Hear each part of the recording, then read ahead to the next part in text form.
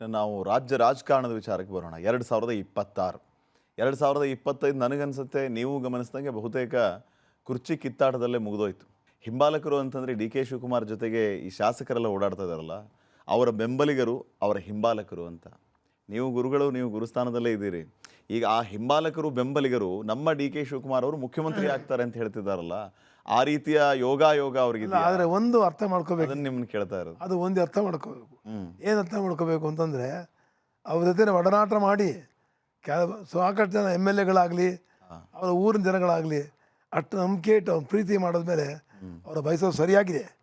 ವರ ಕೊಡೋ ಒಂದು ದೇವರು ಅಲ್ವೇ?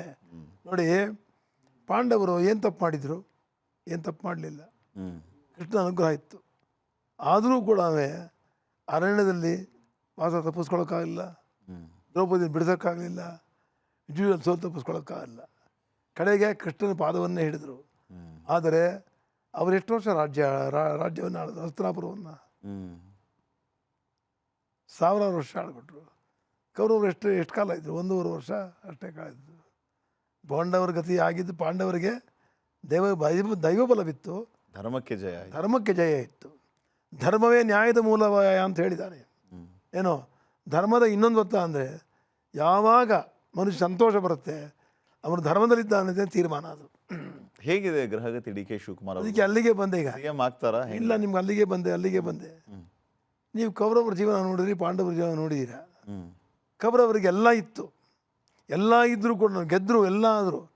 ಕಡೆಗೆ ರಾಜ್ಯಭಾರ ಮಾಡೋಕ್ಕಾಗಲಿಲ್ಲ. ಮತ್ತು ಪಾಂಡವರು ವಾಪಸ್ ಹೊರಟೋಯ್ತು. ಕೃಷ್ಣ ಪರಮಾತ್ಮರು ಬೆನ್ನಿಂದ ಇದ್ದ. ಧರ್ಮ ಇತ್ತು, ಸತ್ಯ ಇತ್ತು, ದೇವರಿದ್ದರು ಅವರ ಹತ್ರ. ಅದೇ ರೀತಿ ನಮ್ಮ ಡಿ ಕೆ ಶಿವಕುಮಾರ್ ಕೂಡ ದೇವರು, ಸತ್ಯ, ಧರ್ಮ ಅವನ್ನೆತ್ತಿಡಿಯುತ್ತೆ. ಖಂಡಿತವಾಗಲಿ ಶಿವಕುಮಾರ್ ಖಂಡಿತವಾಗ್ತಾನೆ. ನಾವು ಕೇವಲ ನಾನೊಬ್ಬ ಮನುಷ್ಯ, ನಾನೇನು ಬ್ರಹ್ಮ ಅಲ್ಲ, ನಾನು ಕೇವಲ ಮನುಷ್ಯ ಮಾತ್ರನು. ಆದರೆ 10 ಜಾಸ್ತಿ ಮಾಡ್ಬೋದಷ್ಟೇ. ಅವರು ಶಿವನ ಜಪ ಮಾಡ್ತಾ ಇರ್ಬೋದು. ಇಷ್ಟು ಮಾತ್ರ ಹೇಳ್ತೇನೆ. ನಾನಂತಲ್ಲ, ಯಾರು ಬೇಕಾದ್ರೂ ಆಗಲಿ, ಯಾವ ಈ ಸಬ್ಜೆಕ್ಟ್ ಗೊತ್ತಿರೋದಕ್ಕಾದ್ರು ನಾವು ಯಾರು ಡೇಟ್ನ ಫಿಕ್ಸ್ ಮಾಡೋಕ್ಕೆ ಹೋಗಲ್ಲ. ಯಾಕೆ ಫಿಕ್ಸ್ ಮಾಡಲ್ಲ ಅಂತಂದರೆ, ಫಿಕ್ಸ್ ಮಾಡಬಾರ್ದು ಅಂತ ಇದೆ. ಜನನ ಮರಗಳನ್ನು ಫಿಕ್ಸ್ ಮಾಡೋಕ್ಕಾಗುತ್ತಾ? ಆಗಲ್ಲ. ಯೋಗಾನುಯೋಗಗಳನ್ನ ಫಿಕ್ಸ್ ಮಾಡೋಕ್ಕಾಗುತ್ತಾ? ಮಾಡಬಾರ್ದು. ಆಗುತ್ತೋ ಆಗಲ್ವಾ ಅಂತ ಕಾಣುತ್ತೆ. ಆದರೆ ಜನವರಿ ಇದೇ ತಾರೀಕು ಆಗುತ್ತೆ, ಅವರು ಇದೇ ತಾರೀಕು ಆಗುತ್ತೆ, ಅದನ್ನು ಹೇಳೋದು ನಿರ್ಬಂಧ ಮಾಡಿದ್ದಾರೆ. ಈಗ ಅವರ ಅದಕ್ಕೆ ಹೇಳ್ತಿದ್ದೆ.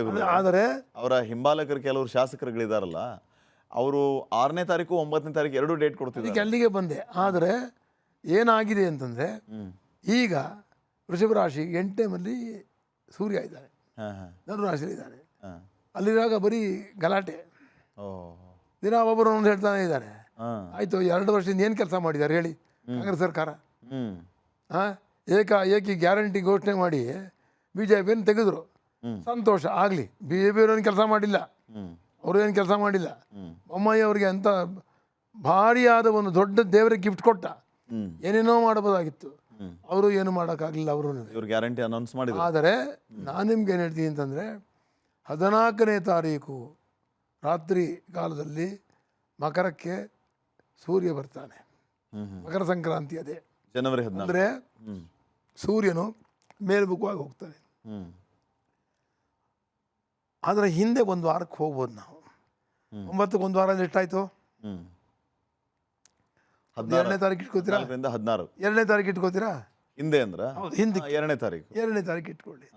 2ನೇ ತಾರೀಕಿಂದ ಸೂರ್ಯ ಚಾರಣೆ ಯಾವಾಗ 15 ದಿವಸ ಬಂದವನು ಸೂರ್ಯ ಕಳೆದು ಬಿಡ್ತಾನೆ, ಅವನ ಶಕ್ತಿ ಕುಗ್ತಾ ಬರುತ್ತೆ. ಒಂದು ಸೌರಶಕ್ತಿ ಇಳಿತಾ ಬರುತ್ತೆ. ಮುಂದಿನ ಮನೆಗೆ ಹೋಗ್ತಾನಲ್ಲ ಅವನು, ಒಂದೊಂದು ತಿಂಗಳು ಒಂದೊಂದು ಮನೆ, ಅವನು 12 ತಿಂಗಳು 12 ಮನೆ. ಅವನ ಶಕ್ತಿ ಇಳಿತಾ ಬಂದಾಗ ಅವನು ಮುಂದಿನ ಮನೆ ಏನು ಕೊಡಬೇಕು ಅದನ್ನು ಕೊಡ್ತಾನೆ. ಆದರೆ ಏನಾಗಿದೆ ಅಂದರೆ, ಸುಮಾರಾಗಿ 5ನೇ ತಾರೀಕು ಹಿಡಿಬೋದು ನಾವು. 15ಕ್ಕೆ ಸಂಕ್ರಮಣ ಆಗೋದು. 10 ದಿವಸ ಹಿಂದಕ್ಕೆ ಬರೋಣ. 5ನೇ ತಾರೀಕು. 5ನೇ ತಾರೀಕಿಂದ ಜನವರಿ 30ನೇ ತಾರೀಕೊಳಗೆ ಏನು ಬೇಕಾದ್ರೂ ಪರಮಾತ್ಮ ಮಾಡ್ಬೋದು. ಅವರ ಭಕ್ತಿ, ಅವರು ಕೇಳಿದ್ದು, ಅವರು ಏನು ಪ್ರಾರ್ಥನೆ ಇಟ್ಟಿದ್ದಾರೋ, ನಾನು ಪ್ರಾರ್ಥನೆ ಇಟ್ಟಿದ್ದೀನಿ, ನಾನು ಇಟ್ಟಿಲ್ಲ ಅಂತಲ್ಲ. Apart from I know him closely. D K Shivakumar ಅವರು ಮುಖ್ಯಮಂತ್ರಿ ಆಗಬೇಕು ಪ್ರಾರ್ಥನೆ ಇಟ್ಟಿದ್ದೀರಿ. ನಾನು ಪ್ರಾರ್ಥನೆ, ನಾನೊಬ್ಬ ಮಗನಾಗಿ ಅವನು ಪ್ರೀತಿ ಮಾಡಿದ್ದೇನೆ. ಅವನ ಆಸ್ತಿ ಪಾಸ್ತಿಗೆ ನನ್ನ ಅಧಿಕಾರ ಅಲ್ಲ. ಅವನ ಹೆಂಡತಿ ಅವ್ರ ಮಕ್ಕಳಿಗೆ ಕೊಟ್ಕೊಳ್ಳಿ, ನಮಗೆ ಕೊಡೋದು ಬೇಡ, ನಮಗೆ ಅದ್ರ ಅಗತ್ಯನೂ ಇಲ್ಲ. ಆ ಆಸ್ತಿ ಅವನೇ ದೊಡ್ಡ ಆಸ್ತಿ, ಅದಕ್ಕಿಂತ ದೊಡ್ಡ ಆಸ್ತಿ ಏನಿದೆ ನಮಗೆ ಪ್ರಪಂಚದಲ್ಲಿ? ಇನ್ವ್ಯಾಲ್ಯೂಬಲ್ ಜ್ಯುವೆಲ್ ನನಗೆ ಡಿ ಕೆ ಶಿವಕುಮಾರೇ. ಅಂಥದ್ದು ನಾ ಯಾಕೆ ಕೇಳಬೇಕು ಅವನ್ನ? ನೋಡೋಣ ಮುಂದೆ. ಆದರೆ ಅವನಿಗೆ ಆಗೋ ಇದು ಯೋಗವನ್ನು ತಪ್ಸೋಕ್ಕಾಗಲ್ಲ. ನನಗೆ 5ರಿಂದ 30ನೇ ತಾರೀಕು ಅವಧಿ. ಹೌದು, ನನಗೆ ಅಲ್ಲಿ ಏನು ಭೀತಿ ಅಂತಂದರೆ ಕಾಲ ಎಳ್ಕೊಂಡು ಹೋಗ್ತಾ ಇದೆ. ಈಗಾಗಲೇ ನವಂಬರ್ಗೆ ಬಂದ್ಬಿಟ್ಟಿದ್ದಾನೆ. ಶನಿ 11ನೇ ಮನೇಲೇ ಇದ್ದಾನೆ ಅವನಿಗೆ, ಮೀನ ರಾಶಿಲಿ. ಏಕಾದಶಲ್ಲಿ ಬಂದಾಗಲೇ ಬರಬೇಕು. ಸೇವಕಾವೃತ್ತಿ. ಚೀಫ್ ಮಿನಿಸ್ಟರ್ ಏನು ಸ್ವಾಮಿ? ಸೇವಕರಷ್ಟೇ, ಜನಸೇವಕರಷ್ಟೇ, ಗುಲಾಮರು ಅಂತ, ಜನರ ಗುಲಾಮರು ಅಂತ ಇನ್ನು ಪೂರ್ತಿ ಅರ್ಥ ಹೇಳಬೇಕು ಅಂತಂದರೆ ಜನಸೇವಕರ ಕೆಲಸವನ್ನು ಆಗಲೇ ಅವನು ಶನಿ ಯಾವತ್ತು 11ನೇ ಅವತ್ತೇ ಶುರುವಾಗಿದೆ. ಯಾಕೆ ಬಂದಿಲ್ಲ, ತಡ ಆಗಿದೆ ಅದನ್ನು ವಿಶ್ಲೇಷಣೆ ಮಾಡೋಕ್ಕೆ ತುಂಬ ಅತ್ಯಂತ ಕಷ್ಟವಾಗುತ್ತೆ. ಯಾಕೆ ಅಂತ ನೀವು ಕೇಳಿದ್ರೆ ಅದನ್ನು ಜನ್ಮ ಸಮಯದಲ್ಲಿ ಅವನಿಗೆ ರಾಹು ತುಂಬ ರಾಜಯೋಗವನ್ನು ಕೊಟ್ಟಿದ್ದಾನೆ. ಭಾಗ್ಯದಲ್ಲೇ ಏನೇನೋ ಕೊಟ್ಟಿದ್ದಾನೆ, ಕಷ್ಟನೂ ಕೊಟ್ಟಿದ್ದಾನೆ. ಕಷ್ಟ ಕೊಟ್ಟಿಲ್ಲ ಅಂತಲ್ಲ. ನಂದೇನಪ್ಪ ಅಂದರೆ ನಾನೊಬ್ಬ ಗುರುವಾಗಿ ಅವನ ಮಗನಂತ ಪ್ರೀತಿ ಮಾಡಿದ್ಮೇಲೆ ಅವನು ಆಗಬೇಕು ಅನ್ನೋ ಆಸೆ ನನಗೂ ಇದೆ. ಆಸೆಯಲ್ಲಿ ಪ್ರಾರ್ಥನೆ ಇದೆ. ಪ್ರಾರ್ಥನೆಯಲ್ಲಿ ನನ್ನ ಪೂರ್ತಿ ಅವನೇ ಇದ್ದಾನೆ, ಅವನು ಆಗ್ತಾನೆ ನಂಬಿಕೆ ಇದೆ. Apart from that, if you go to the science, I can tell you either today or tomorrow he has going to big chief minister. What is the big problem ಅಂತ ಹೇಳ್ತೀನಿ ಕೇಳಿ. ಮುಖ್ಯಮಂತ್ರಿ ಆಗ್ಬಿಟ್ರೆ ದೊಡ್ಡ ವಿಚಾರ ಅಲ್ಲ.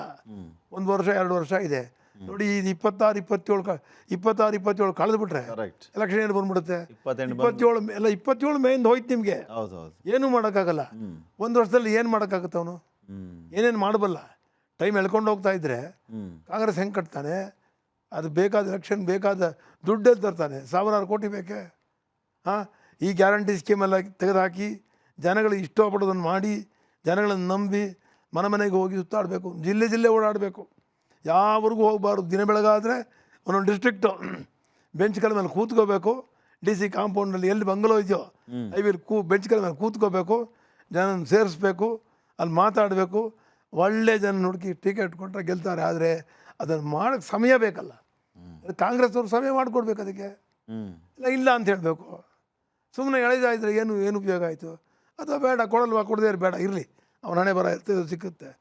ಈಗ ಸಿದ್ದರಾಮಯ್ಯವರು ಕೂಡ, ಸಿದ್ದರಾಮಯ್ಯ ಆಗಲಿ ಶಿವಕುಮಾರ್ ಆಗಲಿ ಘನವಾದ ಏನು ಮಾಡಿದ್ದಾರೆ ಸ್ವಾಮಿ ರಾಜ್ಯಕ್ಕೆ ಹೇಳಿ ದಯವಿಟ್ಟು.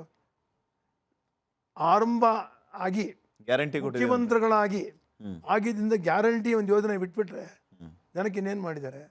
ಎಲ್ಲ ರೋಡ್ ತೂತು ಬಿದ್ದಿದೆ, ಎಷ್ಟು ಜನ ಸತ್ತೋಗಿದ್ದಾರೆ, ರೈತರ ಸಮಸ್ಯೆ ಹೇಗೆ ಇದೆ.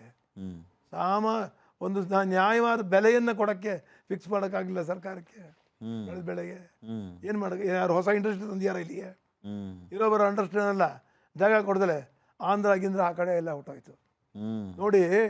ಎಷ್ಟು ಹೇಗೆ ಮಾಡಿದ್ದಾರೆ ಅಂದರೆ ಬೆಂಗಳೂರು ಇದು ಏನು ಅವತ್ತೇನು ಮುಂಚೆನೇ ಪ್ಲ್ಯಾನ್ ಮಾಡಿದರೆ ನೀವು UK ಅಲ್ಲಿ ಹೋಗಿ ನೋಡ್ಕೊಂಬನ್ನಿ. ಅಲ್ಲಿ UK ವಿತಿನ್ 15 ಕಿಲೋಮೀಟರ್ 50 ಕಿಲೋಮೀಟರ್ ಒಳಗಡೆ ಯಾವ ಇಂಡಸ್ಟ್ರಿ ಯಾವ ವ್ಯಾಪಾರಕ್ಕೂ ಜಾಗ ಕೊಡಲ್ಲ.